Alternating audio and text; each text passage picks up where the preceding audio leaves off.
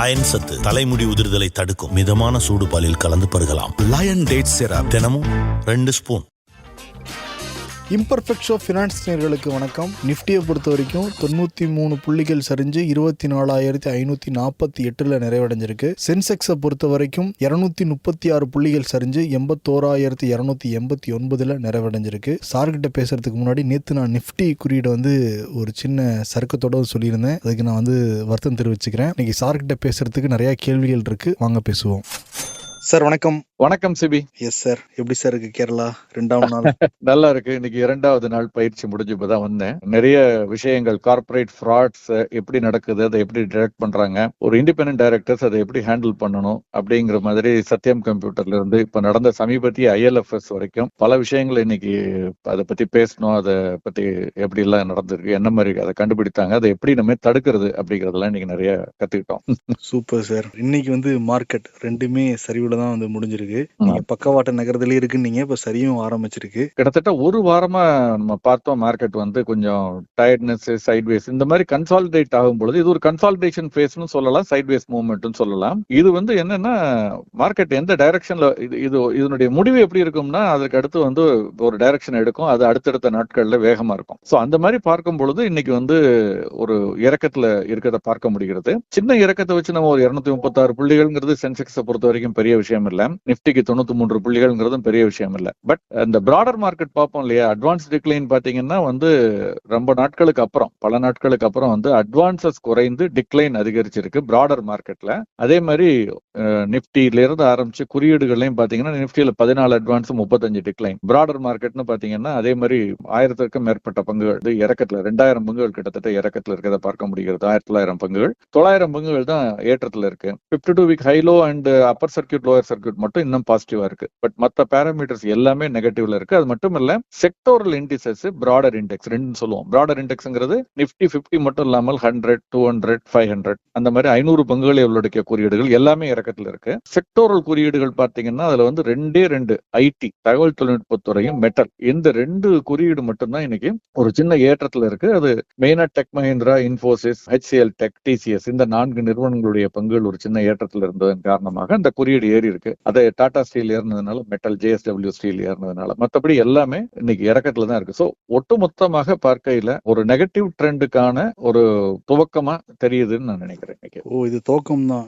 அப்ப வரும் வாரங்களையும் தொடர் சரிவு இருக்கும், அப்படித்தான் என்னுடைய ஒரு கணிப்பா இருக்குது. ஏன்னா தொடர்ந்து ஒரு 4-5 நாட்கள் அதிகரிச்சது, அதுக்கப்புறம் 4-5 நாட்கள் இப்பொழுது இறக்கத்துல இருக்கு. பக்கவாட்டு நகரத்துல இருந்தது, அங்கிருந்து இப்போ ஒரு இறக்கம்ங்கிற ஒரு சாய்ஸை தேர்ந்தெடுக்கும் பொழுது அப்ப அந்த மாதிரிதான் சந்தையினுடைய நகர்வு பெரும்பாலும் இருக்கும். எனக்கோ நாளைக்கு வெள்ளிங்கிறதுனால நாளை திங்கள் ரொம்ப இம்பார்ட்டன்ட். இந்த 2 நாட்கள் இந்த ட்ரெண்ட் ஓரளவு நெகட்டிவாவே இதே மாதிரி இருந்ததுன்னா அடுத்த வீழ்ச்சிங்கிறது கொஞ்சம் கடுமையாக கூட இருக்கலாம். நாளைக்கு திங்களும் ஏன் சார் இம்பார்ட்டன்ட்? ஒன்று, இன்னைக்கு தான் இந்த வீழ்ச்சிங்கிறது ஒரு எக்ஸ்பிளிசிட்டா தெரிய ஆரம்பிச்சிருக்கு பிராடர் மார்க்கெட்ல. சோ இது நார்மலா இந்த மாதிரி கன்ஃபர்மேஷன் ஷார்ட் டேர்ம்னா ஒரு 2 ஹவர்ஸ் சொல்லுவாங்க ஷார்ட் டேர்ம் ட்ரேடர்ஸை பொறுத்த வரைக்கும். பட் நமக்கு ஒரு 2 நாட்கள் அந்த மாதிரியான முடிவு தொடர்ந்து இருக்கும் என்றால் அந்த முதலீட்டாளர்கள் அந்த நோக்கில தான் அவங்களும் முடிவெடுக்க ஆரம்பிச்சிருவாங்க. சோ இது ஒரு சைக்கலாஜிக்கல், இது டெக்னிக்கல் அனாலிசிஸ்ல இது தெரிஞ்ச ஒரு விஷயம் தான். அதன் அடிப்படையில 2 நாட்கள் அப்படிங்கிறது ஒரு பாராமீட்டர் ஜெனரல். இது ரொம்ப கரெக்டா இருக்கும்லாம் சொல்ல முடியாது. இது ஒரு கணிப்பு கடந்த கால செயல்பாடுகளை வச்சு பார்க்கும்போது. அதே மாதிரி இன்னைக்கு 2 முக்கியமான டேட்டா ரிலீஸ் ஆயிருக்கு. கன்சூமர் பிரைஸ் இண்டெக்ஸ்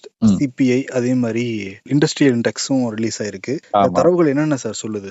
முதல்ல CPI என்று சொல்லக்கூடிய கன்சியூமர் பிரைஸ் இண்டெக்ஸ் அல்லது நுகர்வோர் விலை குறியீடு, நம்ம சாதாரண இதுல சில்லறை விலை குறியீடுன்னு சொல்லுவோம் அந்த மாதிரி. 2வது இண்டெக்ஸ் ஆஃப் இண்டஸ்ட்ரியல் ப்ரொடக்ஷன், அதாவது தொழில் உற்பத்தி குறியீடு, மாதாந்திர குறியீடு அக்டோபர் மாதத்திற்கானது இப்ப வெளியா இருக்கு. CPI நவம்பர் மாதத்திற்கானது வெளியா இருக்கு. எப்போதும் IIP ஒரு மாதம் தாமதமாகத்தான் வரும் அந்த IIP டேட்டா. இப்ப இந்த நவம்பர் மாத CPI டேட்டாவை பாக்குறதுக்கு முன்னால உங்கள்ட்ட ஒரு கேள்வி, விலைவாசிங்கிறது நகர்ப்புறங்கள்ல அதிகமா இருக்குமா இல்ல கிராமப்புறங்கள்ல அதிகமா இருக்குமா விலைவாசி ஏற்றம்?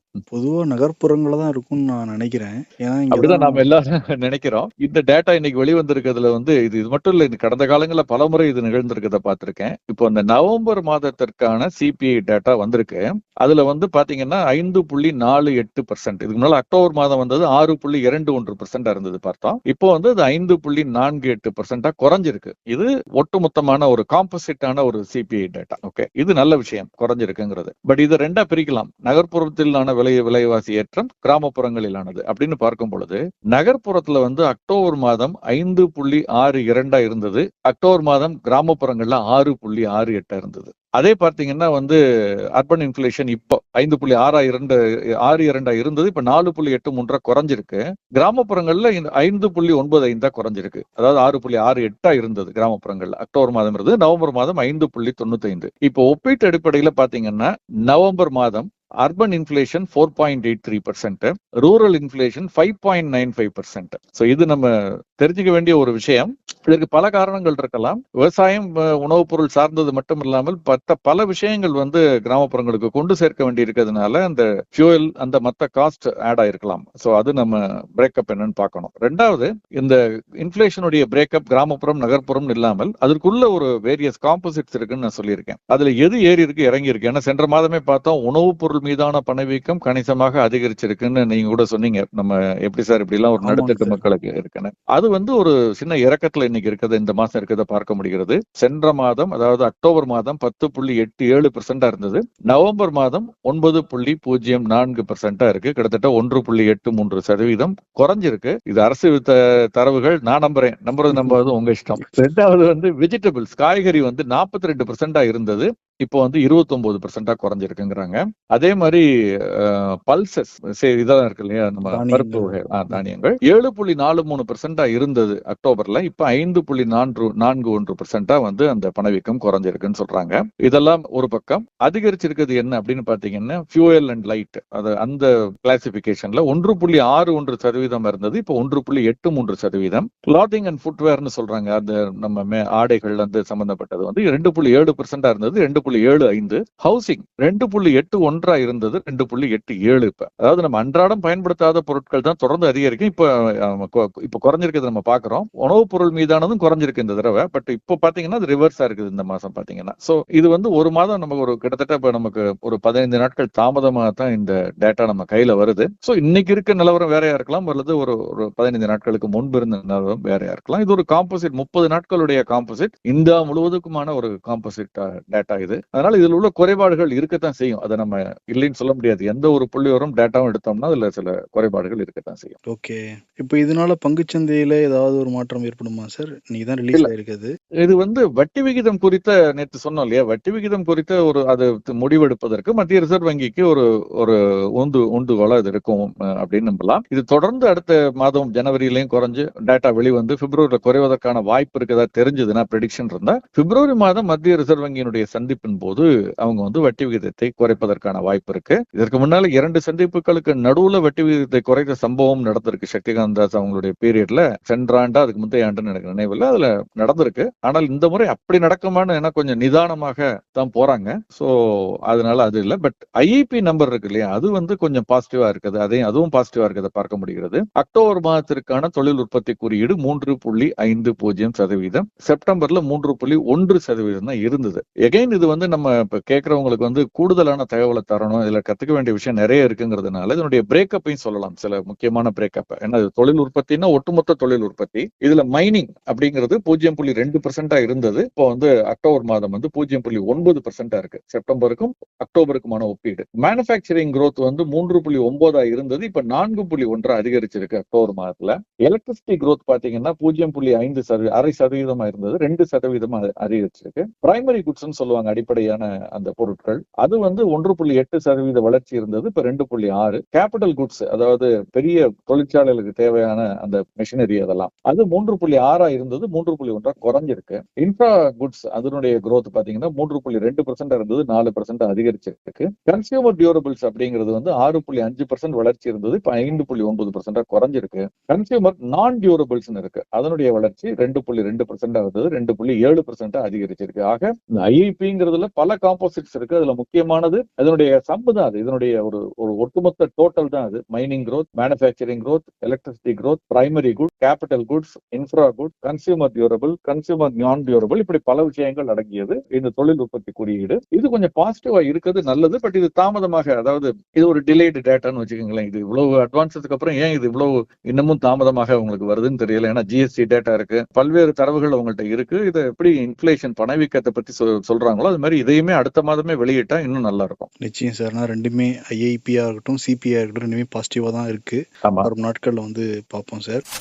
முக்கியமா ரூபாயோட அது வரலாறுக்கான வகையில மதிப்பு சரிஞ்சுக்கிட்டு இருக்கு. இது ஆமா. ஆர்பிஐயால சரி செய்ய முடியுமா? இல்ல, ஆர்பிஐ ஏற்கனவே ரூபாயுடைய சரிவு இருந்திருக்கணும். அந்த டயத்துல இன்டர்வெயின் பண்ணி அவங்க அதை விழாம பாத்துக்கிட்டாங்க. இப்ப அது தொடர்ந்து அதை பண்ண முடியாது. இப்ப டாலர் நிறைய வாங்கி வச்சிருந்தாங்க அந்த டயத்துல.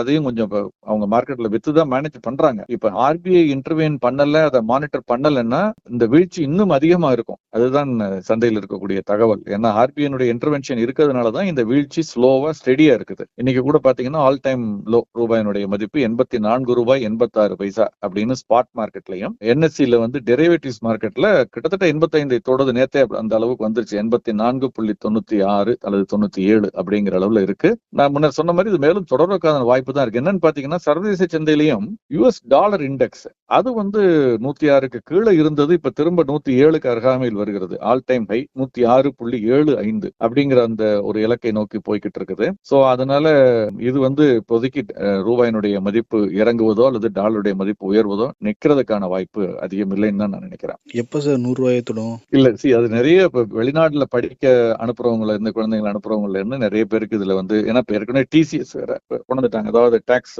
கலெக்டட் அட் சோர்ஸ்னு கொண்டு வந்துட்டாங்க. இப்ப வேறு சில முக்கியமான நம்ம ஃபாரின் ரெமிட்டன்ஸுக்கெல்லாம் எல்ஆர்எம்ஸ்ல அனுப்பிச்ச லிபரலைஸ் ரெமிட்டன்ஸ் ஸ்கீம்ல அனுப்பிச்சா கூட. சோ அதனால இது ஒரு விதத்துல நல்லது. ஐடி நிறுவனங்களுக்கு இன்னைக்கு ஐடி நிறுவனங்களுடைய பங்குகள் விலை அதிகரித்ததற்கு அதுவும் ஒரு காரணம். தகவல் தொழில்நுட்பத்துறை சார்ந்த நிறுவனங்கள் Infosys, tech Mahindra, HCL tech இதெல்லாம் சின்ன சின்ன ஏற்றத்தில் இருந்ததுக்கு அதுவும் ஒரு காரணம்னு சொல்லலாம். பட் 100 வருமானு நான் நினைக்கிறேன். அதற்கெல்லாம் நீண்ட நெடுநாட்கள் ஆகும் தான் நான் நினைக்கிறேன். அண்டர்ஸ் அதர்வைஸ் ரொம்ப மோசமான ஒரு சூழ்நிலையை நம்முடைய பொருளாதாரம் சந்தித்தால், பொருளாதாரத்துல தேக்க நிலை வரலாம், வளர்ச்சி குறைவாக இருக்கலாம், ஒரு மிகப்பெரிய வீழ்ச்சியை சந்திக்கும்னு நான் நம்பல சமீப காலங்களில் வரக்கூடிய நாட்கள். ஓகே. ஆனா அங்க சம்பாதிக்கலாம் சந்தோஷப்படுவாங்களா சார்? ஒரு டாலருக்கு 85 ரூபா அப்படின்னு.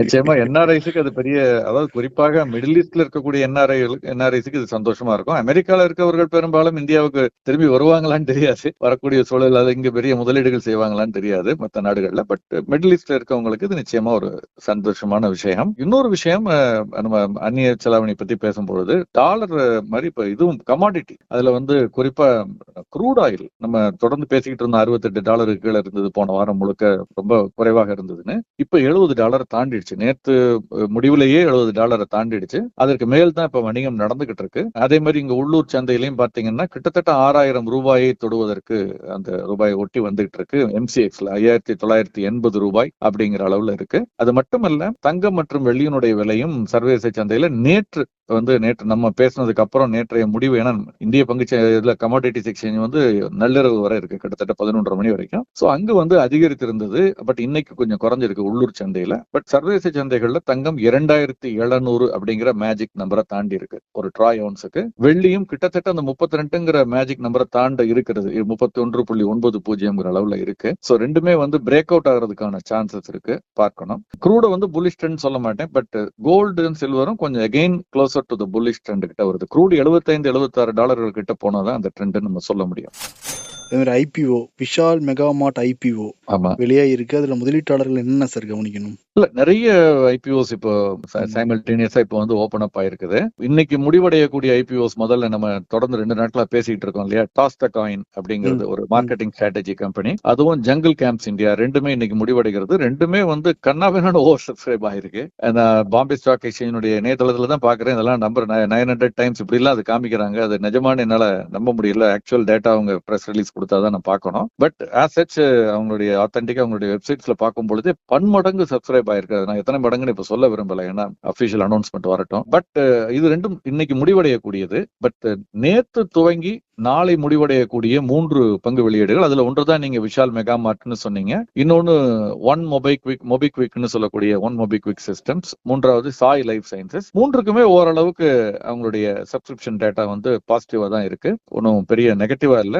அந்த நாளை முடிவடைவதற்குள்ள அவங்க ஓரளவு சப்ஸ்கிரைப் ஆகிறதுக்கான வாய்ப்புகள் அதிகமா இருக்குது. ஓவர் சப்ஸ்கிரைப் பல மடங்கு ஆகிறதுக்கான. அடுத்ததா பாத்தீங்கன்னா வந்து இன்னைக்கு துவங்கி இருக்குது இன்வென்ச்சர்ஸ் நாலேஜ் சொல்யூஷன்ஸ் ஒன்று 16ஆம் தேதி முடிவடைகிறது. பங்கு ஒன்றின் விலை 1265 இருந்து 1329. அதே மாதிரி யாஷ் ஹை வோல்டேஜ் லிமிடெட் ஒன்று இன்னைக்கு துவங்கி 16ஆம் தேதி முடிவடைகிறது. 138 ரூபாயிலிருந்து 146 ரூபாய் அப்படின்னு. சோ இன்னைக்கு தேதிக்கு பாத்தீங்கன்னா கிட்டத்தட்ட 7 ஐபிஓஸ் வந்து இன்னைக்கு ஓப்பனிங்ல இருக்கிறத பார்க்க முடிகிறது. பட் நம்ம ஐபிஓ பத்தி என்னுடைய தனிப்பட்ட கமெண்ட்ஸ் உங்களுக்கு தெரியும். தொடர்ந்து நான் சொல்லிக்கிட்டு இருக்கேன். ஆமா, முதலீட்டாளர்கள் கவனமா இருக்கணும். ஐபிஓ உடனே வாங்கிடாதீங்க, பொறுத்திருந்து வாங்குங்க. அவங்களோட வாங்கிறாதீங்கன்னு நம்ம சொல்ல முடியாது. அது அவங்களுடைய இஷ்டம். அந்த ஒரு அதீத ஏற்ற இறக்கங்கள், வாலட்டிலிட்டி. ஏன்னா இப்போ நம்ம சமீபத்துல 2 பார்த்தோம். C2C அந்த வெளியீடு வந்து அதே மாதிரி டிராபிக் சால் இந்த 2 SME ஐபிஓவும் பாத்தீங்கன்னா வந்து ஐபிஓ முடிந்து பணம் முழுவதும் அவர்களால் பெறப்பட்டு ஷேர் அலாட்மெண்ட்டுக்கு தயாரான நிலையில செபி தடையிட்டு இவங்க யாரெல்லாம் பணம் வேண்டான்னு கேட்கறாங்களோ அவங்களுக்கு எல்லாம் திருப்பி கொடுத்துருங்க. பங்கு சந்தையில் பட்டியலிடப்படுவது நிறுத்தி வைக்கப்பட்டது. பணம் திருப்பி கேட்கறவங்களுக்கு கொடுக்கப்பட்டது. ஏன்னா முறைகேடாக இருப்பதற்கான சில விஷயங்களுக்கு வாய்ப்பு இருக்கிறது. ஃபாரன்சிக் ஆடிட் பண்ணணும் அல்லது அவங்களுடைய எண்ட் யூஸை மானிட்டர் பண்ணணும் அப்படின்னு என்எஸ்சிக்கு கட்டளையிட்டு இருக்கிறார்கள். ஆடிட் ஃபார்முக்கு சொல்லியிருக்காங்க. அவங்க ஒரு நிறுவனம் டிராபிக் சால் நிறுவனம் வந்து இந்த திரட்டிய பணத்தை வந்து ஒரு நிறுவனத்திட்ட கொடுத்து ஒரு வெண்டார் ஒரு சாப்ட்வேர் வாங்குறாங்க. அதற்கு பெரும் பகுதியான பணம் போகுது. அந்த நிறுவனம் வந்து ஒரு ஷெல் கம்பெனியா இருப்பதற்கான வாய்ப்புகள். இப்படி எல்லாம் பல விஷயங்கள் வந்து நம்மை தடுமாற வைக்கக்கூடிய ஆபத்தான சில விஷயங்களை செபி கடைசி நிமிடத்துல கண்டுபிடித்து சொல்லியிருக்காங்க. சோ அதனாலதான் நம்ம சொல்லக்கூடியது எஸ்டாப்ளிஷ்டு பிளேயர்ஸ் நீண்ட நெடுங்காலமா இருக்காங்க. அந்த நிறுவனத்தை வாங்கும் பொழுது நீங்கள் செய்யக்கூடிய தவறு வந்து அதனுடைய விலையில இருக்கும். தவறான விலையில வாங்கியிருப்போம். அது நல்ல நிறுவனமாக நல்ல நிர்வாகமாக இருந்தால் இறங்குறப்ப கூட திரும்ப வாங்கிக்கலாம். ஆனால் அதிகம் கேள்விப்படாத நிறுவனங்கள், நிர்வாகத்தினுடைய செயல்பாடுகள் எப்படி, அதுல இருக்கக்கூடிய இயக்குநர்கள் எப்படி, அவங்களுடைய செயல்பாடுகள் எப்படி, இந்த விலை நியாயமான விலையா அப்படிங்கறதெல்லாம் பல விஷயங்கள் ஆராய்ந்து நம்ம செயல்பட வேண்டி இருக்கு. அதனால காத்திருந்து பண்றதுதான் பொதுவாக நல்லதுன்னு நான் நினைக்கிறேன். அதுக்கு எக்ஸப்ஷன்ஸ் இருக்கு நிச்சயமா. அது நம்ம எக்ஸப்ஷன்ஸ் இல்லைன்னு சொல்லிட முடியாது. இது ஒரு பொதுவான கருத்து. அவ்வளவுதான். ரொம்ப நன்றி சார். நிறைய ஒரு முக்கியமான விஷயத்தை நீங்க விட்டுட்டீங்க சிபி. சொல்லுங்க சார். என்னன்னா இன்னைக்கு இந்தியாவுல வணிகமாகக்கூடியதுல மிக அதிக விலையில வணிகமாகக்கூடிய ஒரு செக்யூரிட்டி என்ன செக்யூரிட்டி? அதிக விலையில, நான் அதிக மதிப்புலன்னு சொல்லல, அதிக விலையில. சில நாட்களுக்கு அதுக்கப்புறம் எல்சிட்னு ஒரு நிறுவனத்தை பத்தி சொல்ல நான் பேசுறேன். ஞாபகம் இருக்கா? நீங்க தான் கேட்டீங்க. முதலீடு பண்ணாம போயிட்டேன்னு வருத்தப்பட்டேன். நீங்க கூட ஒண்ணும் இல்லப்பா நீங்க. ஆமா, 2 லட்சம் ரூபாய்க்கு மேல அது வணிகமாகிட்டு இருந்தது. ஏசியன் பெயிண்ட்ஸ் வந்து அதனுடைய ஹோல்டிங் அவங்க நிறைய வச்சிருக்காங்கிறதுனால 3 லட்சம் ரூபாய்க்கு மேல எல்லாம் போனது. ஏசியன் பெயிண்ட்ஸ் பங்கு 3000 ரூபாயில இருந்து 2500 ரூபாய்க்கு கீழே விழுந்தோட எல்சிடும் வந்து 3 லட்சம் ரூபாய் 2 லட்சம் ரூபாய்க்கு அருகாமையில் வந்துருச்சு. இப்போ அதை விட அதிகமான ஒரு செக்யூரிட்டி, நான் அந்த கவனமாக இந்த பதத்தை பயன்படுத்துறேன், ஷேர்னு சொல்ல மாட்டேன், ஒரு செக்யூரிட்டி அது வந்து வணிகமாகுது. இன்னைக்கு பங்குச்சந்தையில வந்து பட்டியலிடப்பட்டிருக்கு. ரீட்ஸ்னு சொல்லுவாங்க, ரியல் எஸ்டேட் இன்வெஸ்ட்மெண்ட் ட்ரஸ்ட் அப்படின்னு சொல்லக்கூடியது. அந்த ரியல் எஸ்டேட் இன்வெஸ்ட்மெண்ட் ட்ரஸ்ட் அப்படிங்கிறது ஒரு மியூச்சுவல் ஃபண்ட் யூனிட் மாதிரி. நம்மகிட்ட வாங்கக்கூடிய பணத்தை அவங்க ரியல் எஸ்டேட்ல இன்வெஸ்ட் பண்ணுவாங்க. ஏற்கனவே கட்டி முடிக்கப்பட்டு வாடகைக்கு போய்கிட்டு இருக்கக்கூடிய முதலீடுகள், அதுல முதலீடு செய்து அந்த வாடகையில வரக்கூடிய நமக்கு அவங்க செலவுகள் போக பிரித்து கொடுப்பாங்க. ஒரு கட்டத்துல விற்கும் பொழுது அதுல வரக்கூடிய லாபத்தையும் நமக்கு கொடுப்பாங்க. அந்த மாதிரி நிறுவனங்கள்ல முதலீடு செய்து அந்த எஸ்பிவி ஸ்பெஷல் பர்பஸ் வெஹிக்கிள் விற்கும் பொழுது வரக்கூடிய லாபத்தையும் நமக்கு கொடுப்பாங்க. அந்த மாதிரி ஒரு நிறுவனம் டிராப் ஷேர் பிளாட்டினா அப்படிங்கிற REIT. இது வந்து இதனுடைய ஐபிஓ வந்து இந்த மாத துவக்கத்துல தான் வெளிவந்தது. டிசம்பர் மாதம் 2ஆம் தேதி வந்தது. அது ஐபிஓன்னு சொல்லலாமான்னு இனிஷியல் பப்ளிக் ஆஃபர் தான். 2ஆம் தேதி டிசம்பர் துவங்கி 4ஆம் தேதி முடிவடைந்தது. ஒரு யூனிட்டினுடைய விலை மினிமம் 10 லட்சம், மேக்ஸிமம் 10 லட்சம் வச்சிருந்தாங்க. 10 லட்சத்துக்கு தான் அலாட் பண்ணாங்க. 10.5 lakhsக்கு. அது இன்னைக்கு பட்டியலிடப்பட்டு 10.49 lakhs அப்படின்னு முடிவடைஞ்சிருக்கு. சோ 10,49,000 ஒரு யூனிட் நீங்க வாங்கணும்னா 10,49,000 ரூபாய் கொடுத்தாதான் அந்த ஒரு unit of that real estate investment ட்ரஸ்டா வாங்க முடியும். இது பங்குச்சந்தையில பட்டியலிடப்பட்டிருக்கு. ஒரு இன்ட்ரெஸ்டிங்கான கான்செப்ட் இது. Well regulated concept. பட் வளர்ச்சி இருக்குமா, மேல போகுமா அப்படிங்கிறது அவங்கவுங்க நம்ம அலசி ஆராய்ந்து செய்ய வேண்டிய முடிவு. ஏற்கனவே ப்ரூக் ஃபீல்ட்ஸ்னு ஒன்னு இருக்குது, அதே மாதிரி நெக்ஸஸ்னு ஒன்னு இருக்குது, மைண்ட் ஸ்பேஸ்னு ஒன்னு இருக்கு. இந்த மாதிரி பல ஒரு 5 அல்லது 6 real estate investment trust already பட்டியலிடப்பட்டு வணிகமாகி கொண்டிருக்கிறது. அது மாதிரி இது ஒண்ணு வந்திருக்கு. இதுதான் இன்றைக்கு தேதிக்கு ஒரு யூனிட் வாங்கணும்னா 10 லட்சம் ரூபாய் கொடுக்க வேண்டிய அளவுல வணிகமாகக்கூடிய ஒரு யூனிட். ரொம்ப நன்றி சார். கேரளால எப்படி சார் கிளைமேட் இருக்கு? நல்லா இருக்கு கிளைமேட். நல்லா இருக்கா சார்? வெஸ்ட் கோஸ்ட் எப்போதுமே ஒரே மாதிரி தான், இங்க விண்டரே கிடையாது. ஓகே. இங்க காலையில இருந்து சென்னையில மழை நல்லா பெய்யுது, திடீர்னு பிரேக் எடுக்குது, திருப்பியும் நல்லா பெய்யுது, அப்படியே போயிட்டு இருக்குங்க சார். சென்னைக்கு நிறைய மழை வேணும், அதுவும் குறிப்பா அவுட்டர்ல வேணும். கேட்ச்மெண்ட் ஏரியால வரட்டும், பார்க்கலாம். ஓகே சார், நன்றி சார், தேங்க்யூ. நன்றி.